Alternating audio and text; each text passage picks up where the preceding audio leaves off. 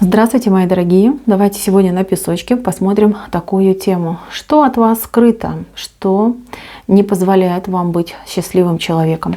Загадайте, пожалуйста, на себя. Так и спросите, что от меня скрыто, что не позволяет мне быть счастливым человеком. Мои милые, еще больше видео вы найдете на моем YouTube-канале. Там очень много длинных видео и про любовь, и про жизнь, и про будущее.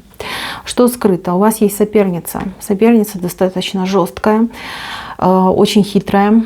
Человек, который не имеет ни совести, ни стыда. Знаете, как человек без Бога в голове живет. Человек, который живет одним днем, здесь и сейчас. Хочу и делаю.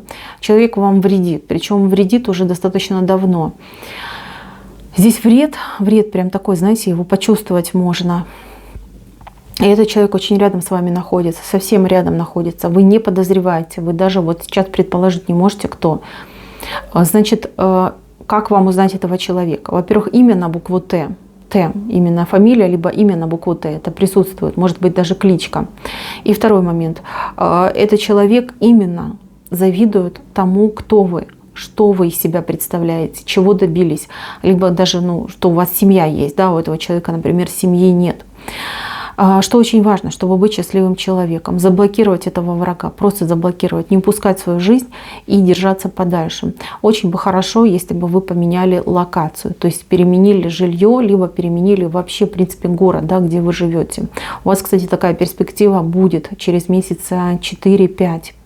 И еще важный момент, почаще обращайтесь к Богу. Вот он, ангел ваш вышел, но ангел как-то вот от вас закрыт.